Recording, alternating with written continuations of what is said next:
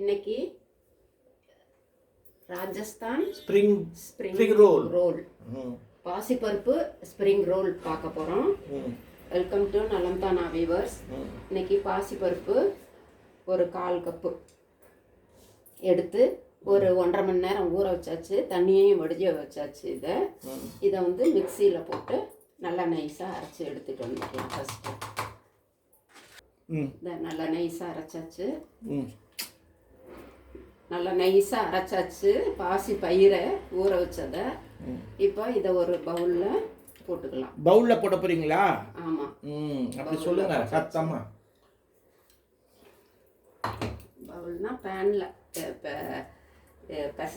பிசையலான்ட்டு. இன்னும் கொஞ்சம் சவுண்டு.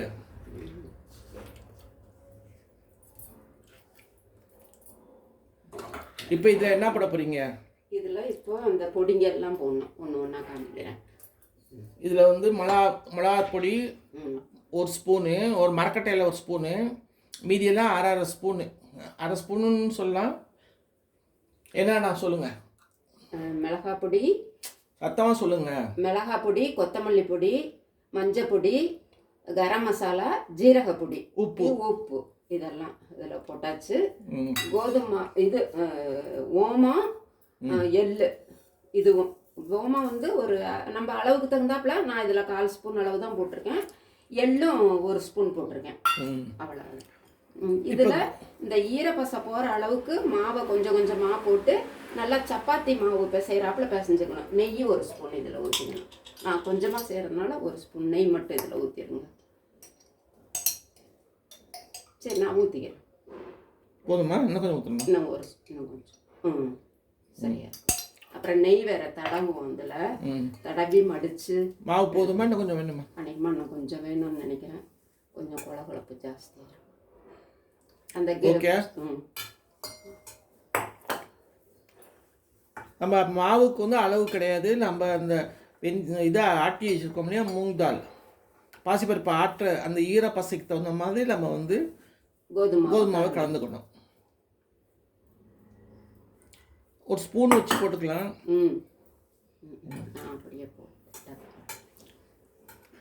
இதில் 1 ஸ்பூன் நல்லா தாராளமாக நெய் விட்டாச்சு. வேணும்னா கையில் ஒட்டாமல் இருக்கிறதுக்கு இன்னும் கொஞ்சம் வேணுமா தடவிக்கலாம். நெய்யவா?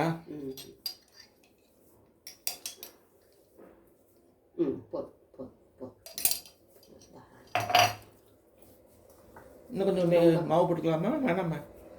ஆமாம், போட்டுருக்கு. கொஞ்சம் போட்டுக்கோங்க. ஸ்பூன் வேணுமா? இல்லை, இதிலே போட்டுக்கலாம். போதுமா? இன்னும் கொஞ்சம் முட்டுமா?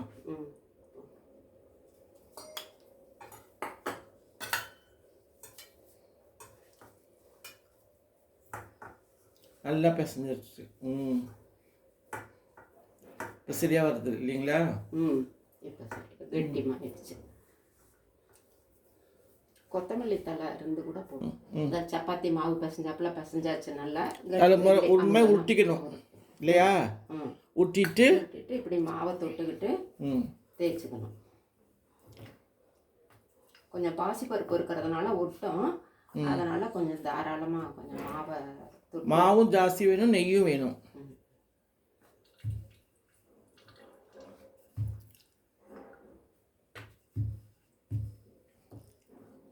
இந்த பாருங்க, இந்த மாதிரி கரெக்டாக செஞ்சுக்கணும். இங்கே பாருங்கள், இவ்வளோ அழகாக வந்திருக்கு பாருங்கள்.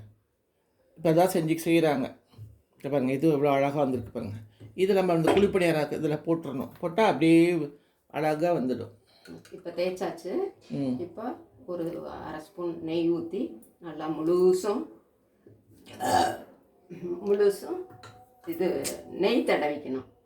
நெய் தடவிக்கிட்டு அது மேலே இது மாதிரி மாவை தூவணும். மாவை தூவிக்கிட்டு சப்பாத்தி தேய்க்கிறாப்புல தான் கிட்ட இதை இப்படி 3 மடிச்சுக்கணும். 3 இல்லை, இந்த பக்கம் இருங்க கொஞ்சம் மடிச்சுட்டு இது மேலே லைட்டாக சும்மா ஒரு 2 ட்ராப்பு நெய் தடவிட்டு அப்போ தான் நமக்கு வந்து லேயராக பிரிஞ்சு வரும். அதுக்காக தான் இந்த இதையும் இப்படி செஞ்சுட்டு இதுக்கு மேலேயும் சும்மா ஒரு 2 ட்ராப்பு நெய் தடவிட்டு இதுலேயும் லேயர்ஸ்க்காக லேசாக ஒரு சிட்டிக்கு ஸ்ப்ரிங் ரோல் மாதிரி வரணும் இல்லையா, அதுக்காக தடவி விட்டு இதை அப்படியே இப்படியே உருட்டி வைக்கணும். நம்ம சைஸுக்கு தகுந்தாப்புல இந்த மாவை எடுத்து நம்ம பெருசாகவும் செஞ்சுக்கலாம், சின்னதாகவும் செஞ்சுக்கலாம். இப்போ இதை சென்டரில் ஒரு நூல் வச்சு இப்படி கட் பண்ணி அழகாக வந்துருச்சு. கட் பண்ணிக்கிட்டு இந்த வெட்டின பாகத்தில் மட்டும் இந்த இப்படி எல்லாம் ஒன்றா சேராப்பில் இப்படி சேர்த்துட்டோம்னா இந்த இது பூ டைப்பில் இப்படி வந்துடும். இதை அப்படியே குழிப்பணியார கல்லில் போட்டு நல்லா வேக வச்சு எடுத்து சாப்பிட வேண்டியது. இந்த மேலே கொஞ்சம் அமுக்கி விட்டுக்கணும்.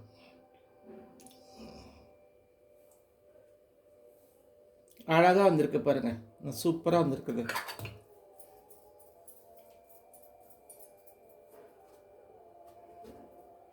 நல்லா ஈவினிங் ஸ்நாக்ஸுக்கு ரொம்ப நல்லாயிருக்கும். இது செய்யறது ரொம்ப ஈஸி, சீக்கிரம் செஞ்சிடலாம். சத்து உள்ளது வேறு. பாசிப்பருப்பு உடம்பு பிள்ளைங்களுக்கு ரொம்ப நல்லது உடம்புக்கு. கோதுமை மாவு தான், அதனால் ஒன்றும் அதனால் நீங்களும் கொஞ்சம் செய்யுங்க. இப்போ இதை நம்ம பற்ற வச்சிடலாம் அடுப்பை.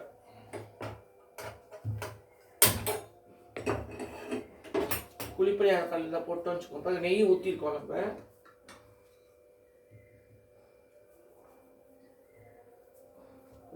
சுடுட்டுங்க, கொஞ்சம் சூட இருக்கட்டும்.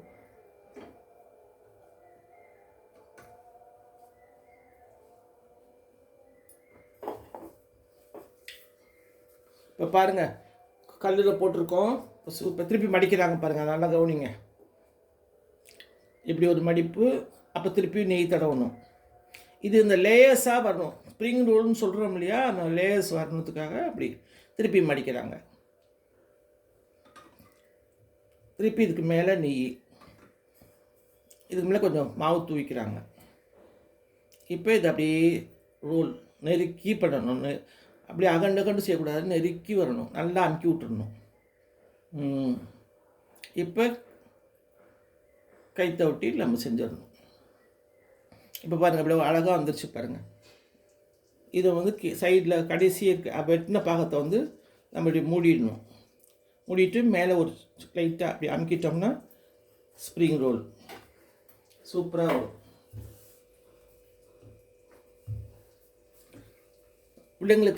பிள்ளைங்களும் வந்தோடனே ஸ்கூல்லேருந்து வந்தோடனே விரும்பி சாப்பிட்றதுக்கு நல்லாயிருக்கும். நம்ம யாருக்காவது கெஸ்ட்டு வராங்கன்னா அவங்களுக்கும் செஞ்சு கொடுக்கலாம். இது ராஜஸ்தான் ஸ்டைல். இது நீங்களும் செஞ்சு பாருங்கள். நடந்த அண்ணா சேனலுக்கு சப்ஸ்கிரைப் பண்ணுங்கள். பெல் பட்டனை கண்டிப்பாக அனுப்புங்க. உங்கள் கமெண்ட்ஸ் கொடுங்க. நீங்கள் கொடுக்குற கமெண்ட்ஸில் தான் நாங்கள் எங்களை திருத்திக்கிட்டு செய்ய முடியுது. நீங்கள் போன வாட்டி போய் சொல்லியிருந்தீங்க, நீங்கள் நாங்கள் மெதுவாக பேசுகிறோன்ட்டுன்னு. இப்போ அதனால தான் எங்கள் வீட்டில் கொஞ்சம் சத்தமாக பேச சொல்லிட்டு வந்திருக்குறோம். இப்போ பாருங்கள், ரோல் மடிக்கிறாங்க பாருங்கள். இதுதான் ரொம்ப முக்கியம். இந்த இதில் சீக்ரெட்டே இதுதான்.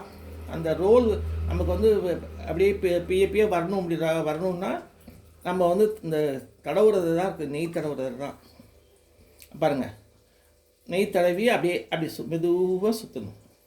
சுற்றிட்டு டக்குன்னு நம்ம நூலில் வெட்டிடணும். வெட்டிட்டோம்னா நமக்கு சூப்பராக வந்துடும். அவ்வளோதான். இப்போ இது மேலே ஒரு அமுக்கிட்டு கீழே இதை சேர்த்து நம்ம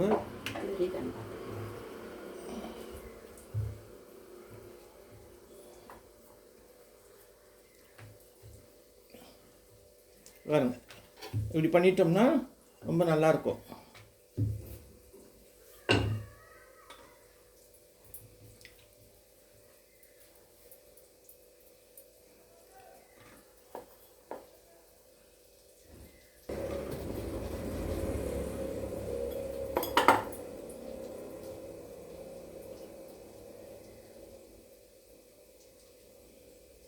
இப்படி செஞ்சு வச்சுட்டோம்னு வச்சுக்கோங்களேன். அவ்வளோ அழகாக அது பாருங்கள். ஷேப்பு பாருங்கள், இந்த ஷேப் வந்துடுது. இப்போ இந்த ஷேப்பில் நம்ம அதை அப்படியே போட்டு எடுக்க வேண்டியது தான். குழிப்பணியாரத்தில்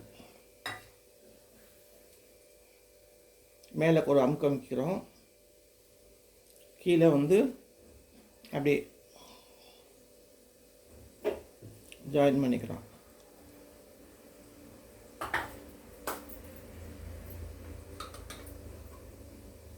அப்படி இப்போ பாருங்கள், இப்போ சூப்பராக இருக்குது பாருங்கள். இதை அடுத்து எடுக்கலாம், வச்சுக்கலாம்.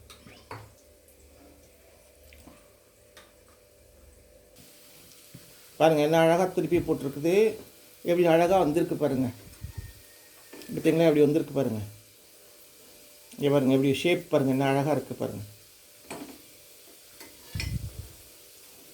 இங்கே பாருங்கள் இவ்வளோ அழகாக வந்திருக்கு பாருங்கள்.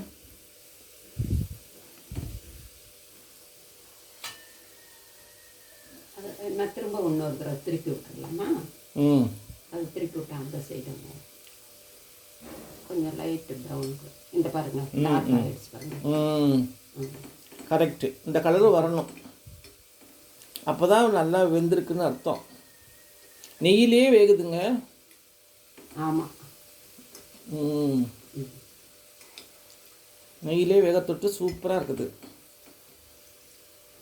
இதுக்கு நம்ம வந்து சாஸ் சாப்பிட்லாம், தொட்டு சாப்பிட்லாம். இல்லைன்னா க்ரீன் சட்னி மாதிரி இருந்துச்சுன்னா அதுவும் சாப்பிட்லாம். க்ரீன் சட்னி இது கொத்தமல்லி நல்லா புதினா வச்சு அரைச்சி, பச்சை மிளகா, இஞ்சி அதெல்லாம் வச்சு நல்லா அரைச்சிட்டு அதை வந்து தொட்டு சாப்பிட்லாம்.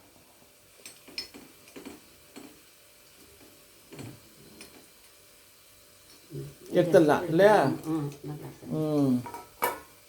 சூப்பராக இருந்திருக்கு பாருங்கள். நீங்களும் செஞ்சு பாருங்கள். உங்களுக்கு கமெண்ட்ஸும் கொடுங்க, கீழே போடாமல் எடுங்க. இப்போ வந்து இதில் போட்டுடலாம்.